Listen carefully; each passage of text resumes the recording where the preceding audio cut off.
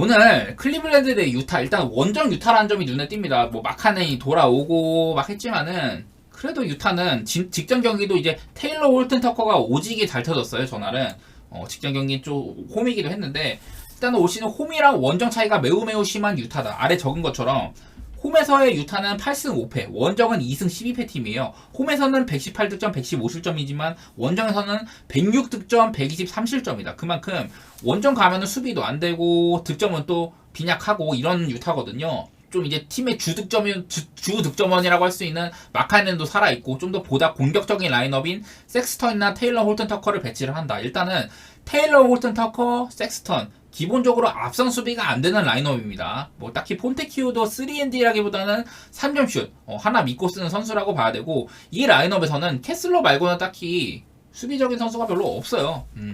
그래서 내일 경기 일단은 클리블랜드 상대로 유타가 수비적으로는 볼 거 없을 것처럼 보이는데 일단 클리블랜드는 최근 2경기 모블리랑 갈란드가 없는 경기에서도 전부 다 2승을 거뒀고 그리고 이 와중에 둘 다 오바가 떴어요. 둘 다 한 240점이 넘는 특히나 휴스턴과의 경기는 265점이었거든요. 그러니까 클리블랜드가 좀 원래 그 비커스테프 감독이 옛날에 휴스턴 감독이기도 했는데 좀 주전 의존도가 꽤나 심한 감독인데 요새는 이제 강제로 좀 로테이션을 돌리게 됐습니다. 특히나 모블리나 갈란드 이런 주전급들 자원들이 나가면서 오코로나 웨이드한테도 기회가 오고 있는데 이 밖에도 벤치 자원인 트리스탄 탐슨, 샘 메릴 하여튼 뭐 그런 친구들한테 기회가 많이 가요. 그래가지고 클리블랜드 친구들이 기회가 오니까 꽤나 잘하더라고. 그래서 벤치 타임도 제가 우려했던 것보다는 점수도 많이 나고 있고 미첼도 뭐 날아다니고 있고 해가지고 이 경기는요.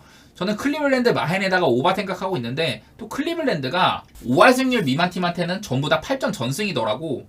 그런 것들도 보여가지고 유타같이 이렇게 5할 미만에다가 원정에서 또 약한 팀들 이런 팀들을 상대했을 때는 꽤나 좋은 면모를 보여줄 수 있을 것 같기도 해요. 저는 그래서 이 경기는 클리블랜드 마헨에 오바 생각하고 있습니다. 유타가 홈에서는 막 상대팀 상대로 10점 차 넘는 마헨을 할 때도 있는데 유타가 올 시즌에 10점 차 이상의 마헨을 당한 횟수가 13번으로 리그에서 디트로이트랑 더불어 가장 많은 팀이기도 합니다. 그래서 클리블랜드가 어쩌면 홈에서 대승을 거둘 수도 있겠다. 뭐 그런 생각도 해봐가지고 저는 마헨도 좋게 본다고 했었죠. 다음에 이제 인디애나 대 샬럿. 이 경기는 뭐 딱 들어보기만 해도 일단 오바 냄새가 솔솔 납니다. 기본적으로 인디애나라는 점이고 인디애나가 내일은 할리버튼이 뭐 퀘셔너블도 안 달려있고 그냥 출전할 거라는 생각이 들고요.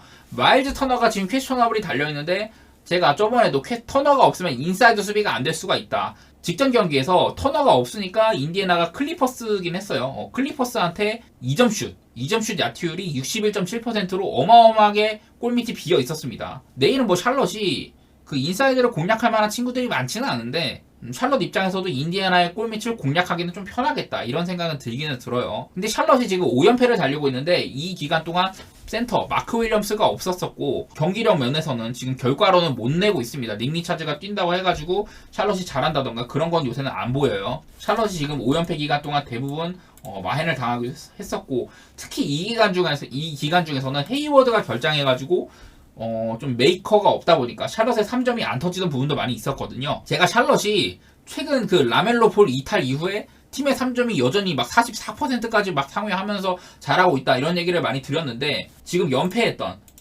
최근 5경기 동안은 3점이 31.2%로 다시 또 부진해요. 최근 한 3경기 동안은 31개 중에 9개, 35개 중에 7개, 32개 중에 8개 막 이런 식으로 20%대도 많이 있었고 네, 연패 기간 중에서는 10점 차 이상을 당한 게 한 3번 정도까지 마이애미까지 해가지고 최근 5연패 중에 3번이 10점 차 이상 마인이었고 뭐 인디애나가 인사이드가 조금 빌 수도 있다고는 하지만은 뭐 이건 어디까지나 터너의 출전 유무를 살펴봐야 되는 거고요. 네, 저는 내일 이거 인디애나가 화력으로 좀 압살하는 경기가 될 것 같다. 인디애나가 최근에 4연패를 받고 있거든요. 뭐 물론 미러키 상대를 했었고 워싱턴한테 진 건 좀 충격이었었고 미네소타나 클리퍼스 이렇게 리그에서 아주 상위권 팀들을 상대해갖고 최근에 4연패를 받긴 했는데 그리고 그 와중에서도 한 3경기 정도 미네소타한테는 109점밖에 못 넣었지만 남은 경기들에서는 다 120점 이상을 했다. 네, 저는 이 경기 미네소타의 마헨에다가 오바까지 한번 내다보도록 하겠습니다. 아마 저번에 그때 109점 넣은 경기에 이게 할리버튼이 안 나왔을걸? 네, 할리버튼이 결장한 경기였네요. 그래서 내일은 인디애나 플레이메이커도 있고 전반적으로 마헨의 오바 쪽으로 내다보도록 할게요. 올랜도 대 마이애미. 자, 이게 올랜도가요, 드디어 웬델 카터 주니어가 복귀를 했습니다. 이게 제가 밑에 적어놓은 웬델 카터 주니어, 조나단 아이작, 제일런 석스. 이 라인업이 상당히 수비적으로 매우 강력한 라인업이에요. 물론 올 시즌에 보면 비타제가, 웬카주 대신에 나오던 비타제가 수비적으로도 많은 기여를 해준 건 맞아요. 그렇긴 한데, 기본적으로, 뭐 이런 수치와 실제 이런 경기 간의 괴리도 어느 정도 있는 편이고, 뭐 웬카주가 보여준 게 너무 많다 보니까 그 전에 수비적으로 증명된 선수다 보니까 일단은 웬카주가 돌아오는 게 올랜도 입장에서는 진짜 반길 일이고, 그리고 웬카주 대신에 이제 비타제가 벤치에서 나와도 수비적으로 훨씬 더 강력해지는 면모가 많이 있습니다. 그런 것들이 보이고, 일단은 내일 마이애미가요, 버틀러가 일단 결장을 합니다. 이게 위드아웃 버틀러, 제가 맨날 이제 즐겨서 보여드리는 거 있잖아요. 이거 위드아웃 버틀러가 있고 없고 차이가 팀적으로 한 13점 차이, 이런 식으로 많이 좀 차이가 나고, 득실도 버틀러가 있을 때 231점, 없을 때 228점. 없어도 마이애미가 꽤나 득점은 많이 나와요. 아, 올랜도가 요새 폼이 떨어졌다. 근데 그게 최근 두 경기가 홈에서 뛰는 보스턴을 상대했다는 점이 있었고, 또 내일 이제 그 전에 패배했던 게 전부 다 그 원정이었거든요. 브루클린 원정, 클브 원정인데, 밑에 적은 것처럼 홈 올랜도는 9연승 중입니다. 9연승. 특히나 내일 5.5마일 받았는데 대부분 이렇게 마인으로 승리를 거뒀다는 점, 그 9연승 기간 동안 대부분 마인이었다는 점, 이런 것도 눈에 들어오고, 마이애미가 그 버틀러도 빠져 있고, 올랜도는 웬델 카터 주니어 복귀라는 이런 청신호도 있고, 여러 가지로 올랜도를 좋게 볼 수밖에 없는 경기인 것 같아요. 네, 버틀러의 결장은, 이건 버틀러가 단순히 뭐 스코어로서의 면모뿐만이 아니라 이 버틀러가 또 그 플레이 메이커적인 성향도 많이 갖고 있잖아요. 그런 것들도 영향을 많이 미칠만 하고, 물론 요즘에 마이애미가 3점이 또라이급이긴 한데 그것도 약간 리듬을 타죠. 직접 미네소타와의 경기도 1, 2쿼터 때 되게 압살을 하고 있었는데 이후에 좀 3점이 부진하면서 패배를 했단 말이에요. 내일 일단 기본적으로 올랜도가 괜찮은 수비 라인업을 갖출 수 있다, 이런 것들도 있고, 좀 약간 의외성은 있을 수 있죠. 웬델 카터 주니어가 정말 오랜만에 복귀를 했다, 출전 시간 리미트가 있을 수 있다, 뭐 이런 변수는 있긴 한데, 기본적으로 버틀러가 못 나오는 마이애미라면은 그래도 올랜도 쪽을 보는 게 일단은 저는 좀 맞다고 생각을 하고, 네, 그리고 또 언더도 한번 보도록 할게요. 이게 좀 무서운 거는, 언더가 가끔 올랜도가 좀 폭발적인 오바 게임을 할 때가 있어갖고 그거는 내다보기가 조금 까다로운데, 그래도 일단은 언더 쪽으로 한번 내다보겠습니다. 다음 필라델피아 대 미네소타. 이거는 진짜 승부를 떠나서 너무 재밌는 경기일 것 같긴 해요. 제가 재밌게 보고 있는 미네소타, 그리고 나름대로 응원하고 있는 필라델피아와의 경기를 할 수가 있는데, 지금 내일 필라델피아가요, 일단 바툼이 결장을 하게 되고, 그리고 코빙턴이랑 모리스가 둘 다 퀘스천어블이 떠 있는데, 이러면은 만약에 그러니까 코빙턴까지 못 나, 예를 들어 모리스는 최근에 좀 왔다 갔다 많이 했었고 코빙턴까지 결장을 한다? 그럼 필라델피아가 이제 닉널스가 감독인데, 닉널스가 토론토 때부터 윙농구를 많이 했던 감독이잖아요. 윙농구라고 하면은 그야말로 좀 이렇게 적당히 키 한 2m 정도 왔다 갔다 하고, 덩치도 꽤 되고, 3점도 쏠 수 있는, 그리고 또 리머텍까지 할 수 있는 기동력 좋은 스몰 포워드 내지 파워 포워드, 그런 선수들을 얘기를 하는데, 필라델피아는 그 윙농구의 뎁스가 상당히 좋은 팀이었어요. 이제 그 하든을 보내면서 받아왔던 바툼, 코빙턴, 모리스, 이 3인방이 내일 셋 다 결장 가능성이 있다는 소리고, 그래도 기존에 해리스도 있고, 우브레도 이제 교통사고 복귀해가지고 나름대로 나쁘진 않죠.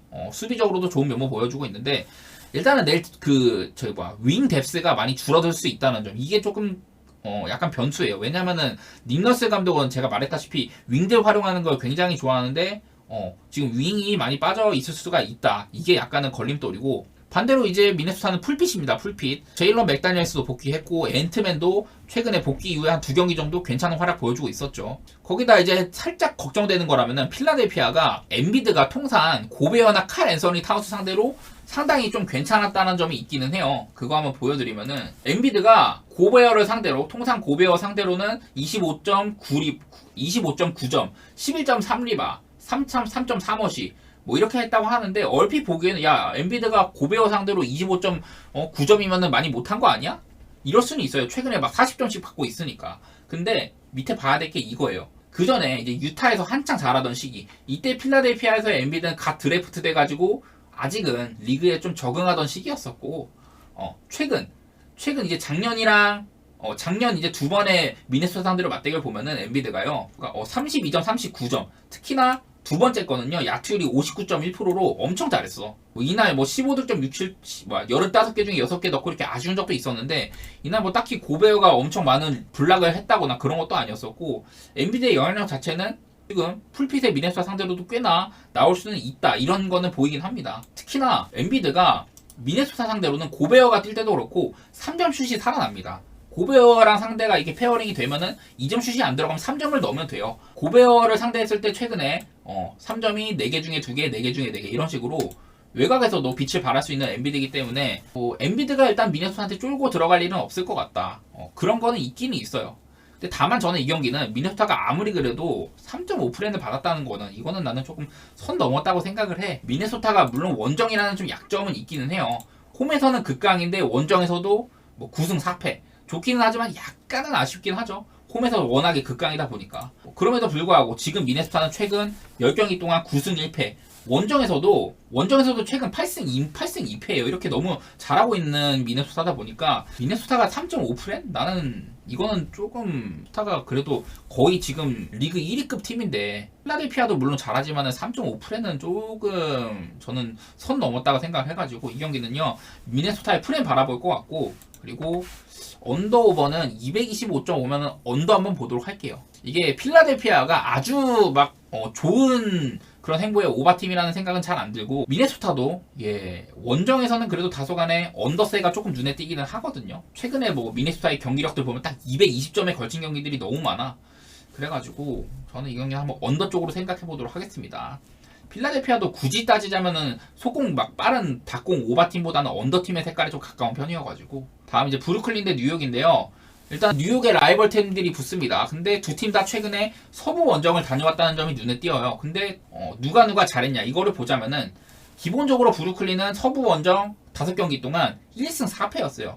그리고 밑에 적은 것처럼 그 기간 동안 에이스 미칼이 16.6득점에 그쳤고 야출이 35.6%밖에 안 됐습니다. 물론 이 기간 동안 3점 슛은 막 42% 이렇게 꽂긴 하더라고. 근데 전반적으로 활약이 많이 안 좋았었고 그리고 이제 그 플러스 마이너스 마진이 마이너스 49예요.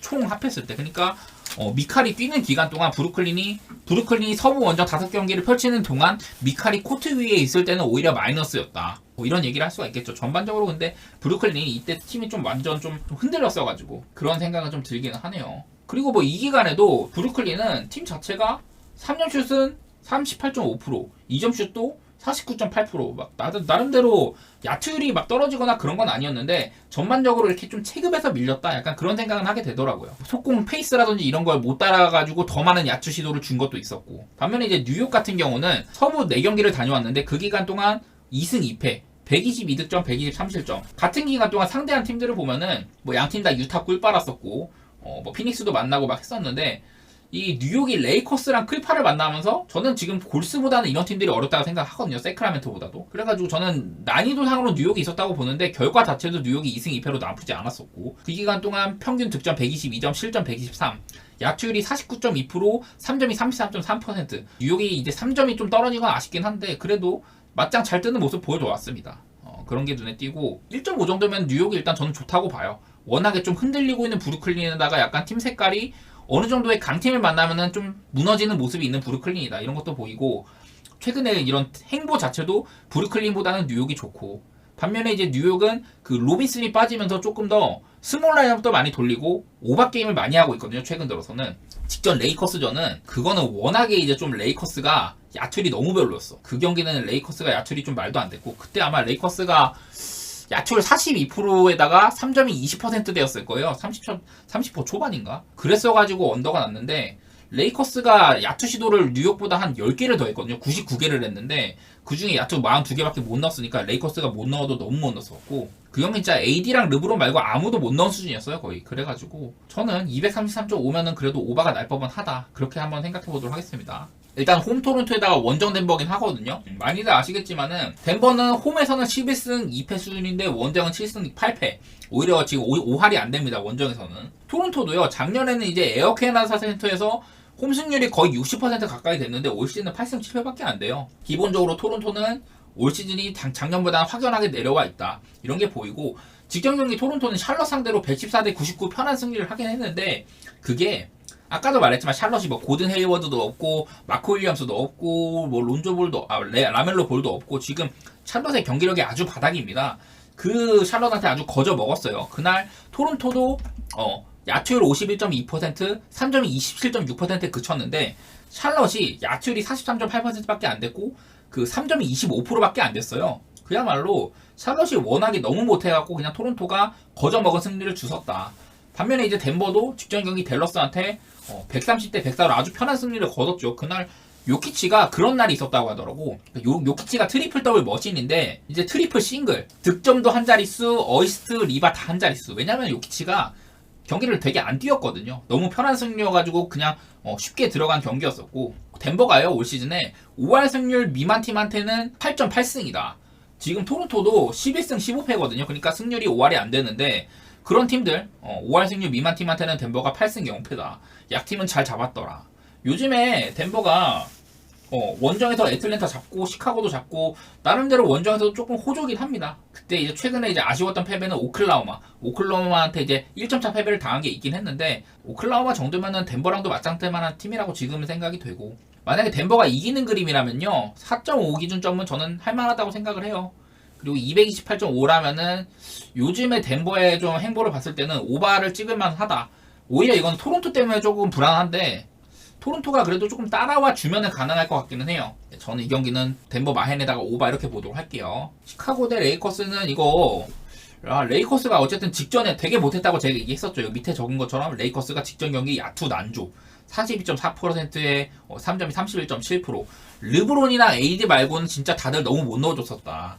그런 경기였는데 반대로 이제 시카고는 카루소도 복귀를 했었고 직전 경기에 풀핏입니다. 풀핏. 특히나 카루소가 돌아와가지고 그 마진이 플러스 18이었어요. 카루소가 뛰는 기간 동안에는 상대를 잘 제압을 했다. 카루소가 또 뛴 시간도 31분이었으니까 충분히 많은 시간 소화할 수 있고 이런 게임 체인저 역할을 할 만하다. 그런 것들이 보이고요. 직전 경기였던 것 같은데 필라델피아전인 것 같은데 야투를 47.2%, 3점은 41.4%로 꽂았고 상대의 야투를 잘 제어를 했다. 이날은 필라델피아가 딱히 글쎄 엔비드도 나름 잘했어. 야투 40개된다. 점수 40점 넣었으니까 엔비드도 잘한 경기였는데 시카고가 오히려 필라델피아를 압도했던 경기였었거든요. 막바지에는 이제 맥시나 다들 막 쫓아가긴 했는데 확실한 거는 시카고가 진짜 무시할 수 없는 강팀이라는 거. 필라델피아 잡을 정도로.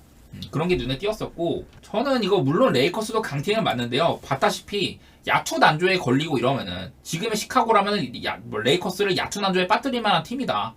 특히나 부세비치가 엔비드 상대로 수비하는 것도 인상 깊었었고 그 자리 잡는 것도 그렇고요. 시카고가 또 벤치 타임에 드러먼드 같은 애들 나오면은 그래도 오펜스 리바 같은 거 잘 안 따이고 나름대로 잘할 수가 있어요. 레이커스가 직전 경기 그 뉴욕한테 오히려 오펜 리바 같은 거 더 잡으면서 야투 시도도 더 많았는데 야투율이 그렇게 구렸단 말이죠. 이런 점들을 시카고는 좀 미연에 방지할 만하다. 이런 것들도 보여가지고 저는 시카고 한번 프렌 한번 생각해보고 있고, 언더오버는 조금 무섭긴 한데 그래도 언더 한번 보도록 할게요. 이거 일단 기본적으로 레이커스는 르브론이 뛰는 기간 동안에는 다소간의 언더팀의 색깔을 풍기는 팀이라고 생각해볼 수가 있고, 이 시카고도 라빈 같은 애도 없으니까 수비도 나름대로 되는 편이고 템포도 같이 이렇게 레이커스처럼 느린 템포로 가게 되면은 직전 필라델피아와 비슷한 그런 흐름 나올 만하다고 생각이 들어요. 저는 이 경기는 시카고 프렌에다가 언더 쪽으로 한번 생각해 보도록 하겠습니다. 다음 경기 휴스턴 대 애틀랜타인데 이거는 그냥 좀 쉽게 볼게요. 그냥 쉽게 애틀랜타는 지금 제일런 존슨이 빠지고 나서 계속해서 못하고 있다고 말씀 많이 들었습니다. 그 애틀랜타가 최근 10경기 동안 3승 7패인데 그 3승도 디트로이트한테도 그리고 심지어 프렌이었었죠. 토론토한테도 125대 104. 이거는 토론토가 워낙 못했었고 샌안토니오 잡았던 거. 그런 거 말고는 다 그냥 어지간하면 패배를 했습니다. 근데 지금 휴스턴이 어떠냐? 휴스턴이 지금 최근에 2패를 하긴 했지만은 클리블랜드 원정, 미러키 원정이었다. 상당히 어려운 까다로운 동부 팀들을 상대를 했었고 기본적으로 휴스턴은요 홈이랑 원정 차이가 좀 있죠. 홈에서는 11승 1패인데 원정은 2승 10패다. 그럼에도 불구하고 최근에는 원정에서도 꽤나 잘 싸웠었다. 그런 것들이 보이는 휴지인데 그냥 양 팀의 최근의 분위기 차이가 이건 너무 심한 것 같아요. 애틀랜타는 대놓고 많이 흔들리고 있고 반면에 이제 휴스턴은 내일 또 홈이기도 하고요. 11승 1패를 달리고 있는 홈인데 다만 이제 하나 조금 생각이 드는 거라면은 이 휴스턴이 5할 승률 밑에 팀한테 5승 3패. 그러니까 생각보다 이 약한 팀한테 조금 잡혔던 게 있기는 있어요. 그런 거 말고는 나는 크게 걱정은 안 되는데 왜냐면 저 5승 3패에 3패가 다 그 원정일 때거든. 그래가지고 홈에서는 나는 지진 않을 것 같고 마인값도 3.5점이면 좀 적은 것 같아요. 지금 애틀랜타도 꽤나 흔들리고 있고 제일런 존슨의 빈자리를 못 메꾸는 게 너무 잘 보이기 때문에 저는 마인 생각하고 있고요. 그리고 휴스턴이 직전 클리블랜드와의 경기도 그렇고 뛰는 팀과의 경기에서는 같이 뛰어주더라. 애틀랜타가 일단 닭 오바 팀이긴 한데 휴스턴도 같이 달리면은 충분히 할만하다. 이런 생각 해가지고 저는 마인에다가 오바 이렇게 좀 그림 그려보도록 하겠습니다. 댈러스 대 클파. 이거는 댈러스는 직전 경기 때 많이 흔들렸잖아요. 덴버의 이런 터지는 야투에 그냥 조기에 무릎을 꿇었던 경기였는데 지금 클리퍼스가 워낙에 지금 또라이급입니다. 제가 밑에 적은 게 뭐냐면 전부 다 클리퍼스가 최근 8연승을 달리고 있는데 그 기간 동안 클리퍼스의 빅3 카와이 레너드, 폴 조지, 제임스 하든 이 친구들이요. 앞에 있는 게 제일 앞에 있는 게 예를 들면 카와이 29.32 득점, 그 다음이 야투율, 그 다음이 3점이거든요. 카와이가 존나게 잘하고 있다는 뜻이고 이게 29.3점에 야투율 62%, 3점 55%. 폴 조지도 좀 볼륨은 좀 떨어졌지만 야투율 48%, 3점 44%. 하든이 20.1점이고 야투율 52%, 3점 49%.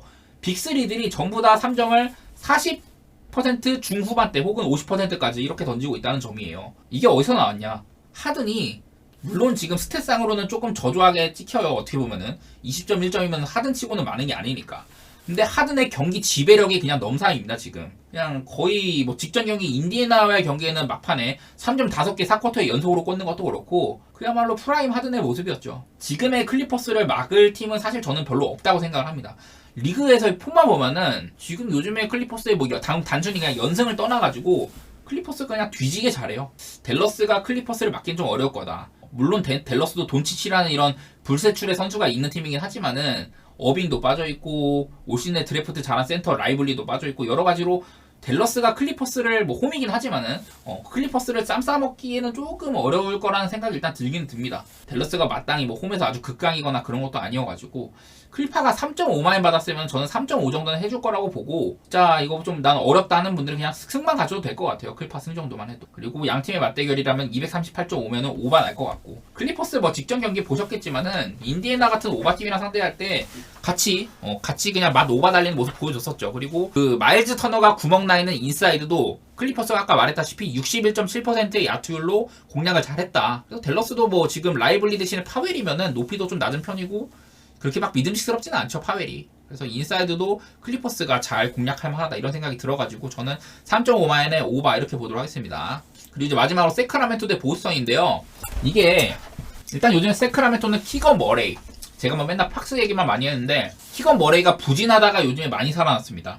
기본적으로 수비가 13타치인 선수인데 최근 5경기 동안 키건 머레이가 득점이 25.6점, 야투율이 59%, 3점이 61%, 그리고 트루 슈팅 퍼센트, 이거는 말 그대로 슈팅 효율성인데 트루 슈팅 퍼센트도 75%예요.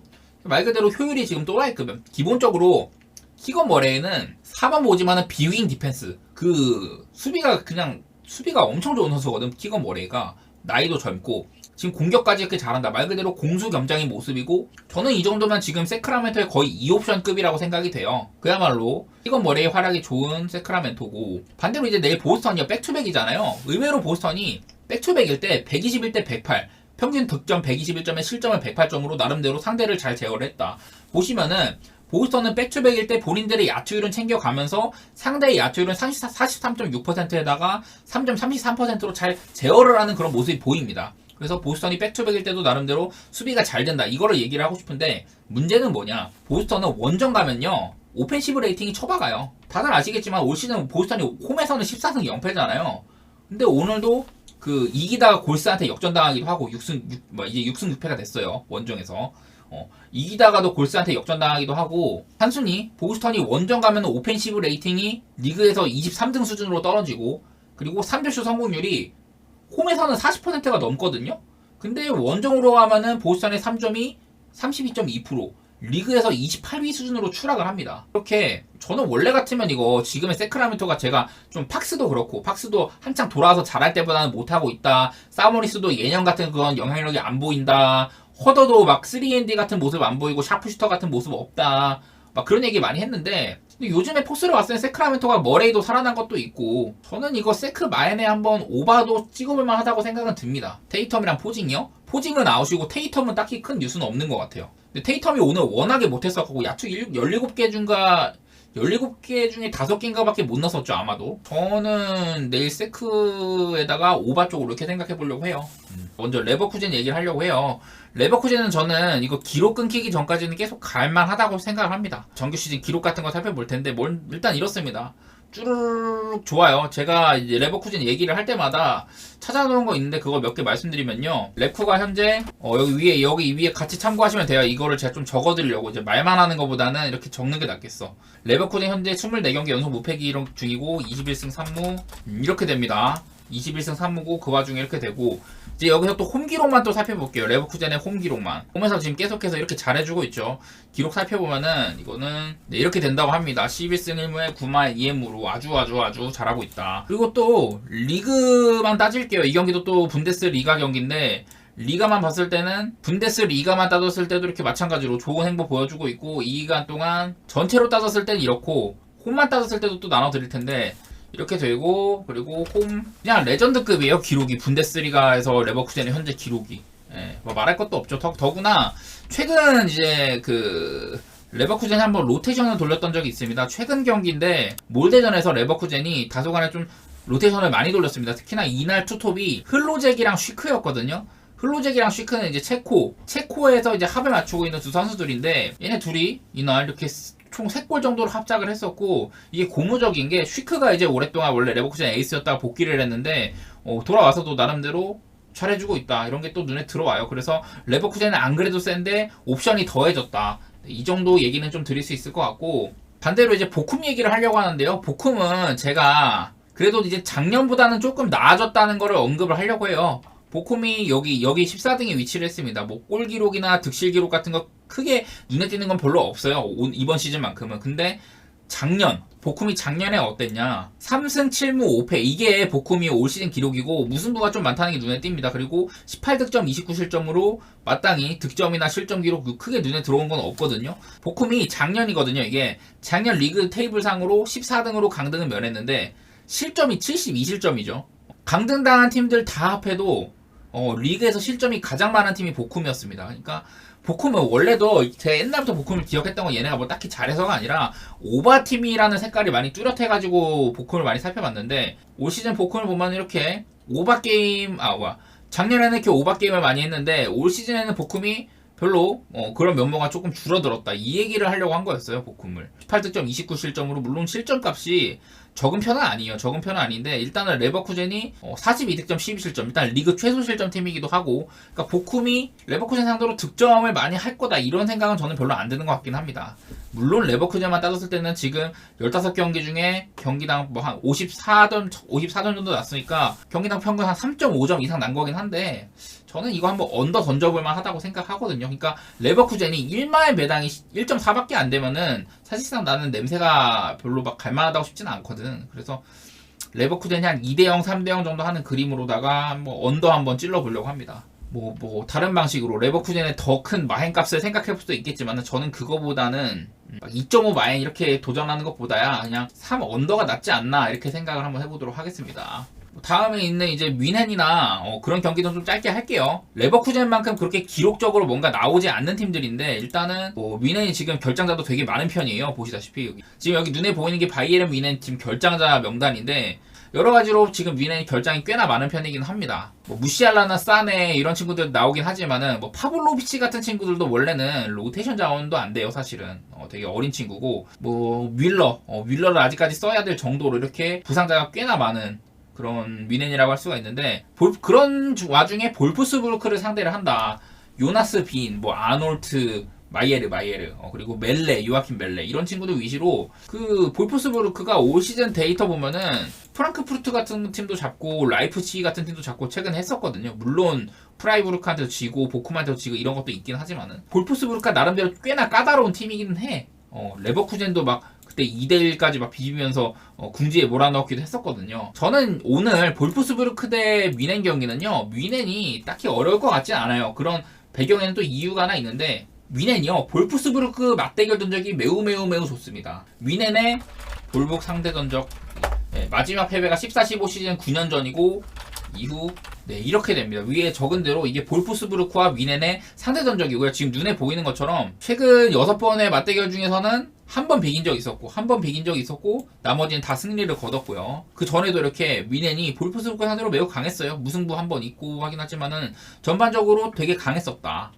가끔 뭐 햄무 나는 경우도 있긴 하지만요. 그전에도 이렇게 마지막으로 볼프스부르크가 미넨을 승리를 해봤던 게 1-4-2로 시즌. 1-4-2로 시즌이 마지막이다. 근데 이거 말고도 되게 그냥 그전부터 미넨이 볼북을 굉장히 많이 팼다. 뭐 어쨌든 이렇게 볼프스부르크가 리그 우승을 했던 시즌에 뭐 미넨을 잡았던 적이 있긴 하지만 전반적으로 바이에른 미넨은 볼프스부르크한테 매우 강했었다. 이런 것들이 많이 보이죠. 또 내일 이제 미넨이 볼프스부르크 원정인데 제가 위에 말씀드렸던 이 기간 동안 볼프스부르크 원정에서는 7승 2무였었고 5마헨 2햄무였다. 등등등 미넨이 볼프스부르크 상대로 꽤나 괜찮았습니다. 최근 전적만 봐도요. 볼프스부르크한테 지금 3경기 연속으로 마헨 달리고 있고 한 번 이렇게 비긴 적이 있긴 하지만은 3경기 연속 마헨에다가 그전에 햄무 2번. 그전에도 이렇게 대부분 마헨 많이 잘했습니다. 그냥 뭐 과거의 데이터 상을 이거를 뭐 당장 내일 경기 어떨 거다 이거를 딱 명확한 지표로 삼기는 좀 오바긴 하지만은 그래도 워낙에 상대 전적이 좋았다 이런 점들은 충분히 얘기해볼만 하죠. 그래서 저는 이거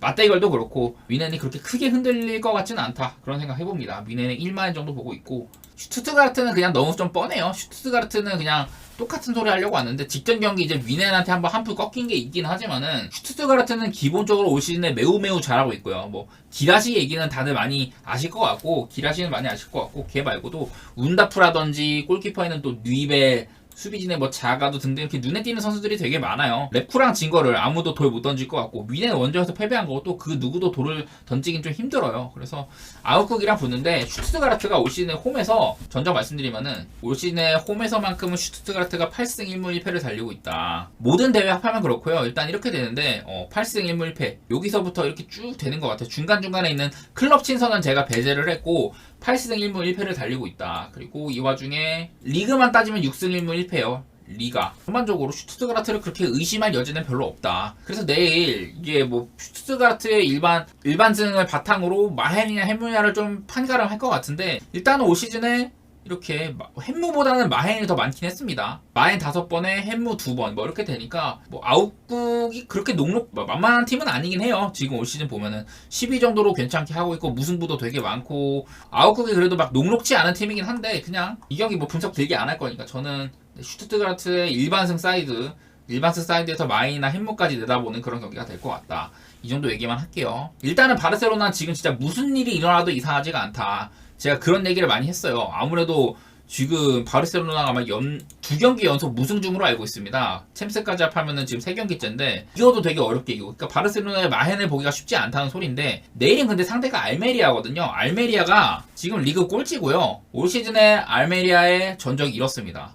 그야말로 승리가 없어요. 아예 그냥 승리가 없어요. 이거 23년 5월 21일 작년 승리 기록이고 여기서부터가 이제 올 시즌 기록이거든요. 쭈르륵 보면은 그냥 개판입니다. 개판.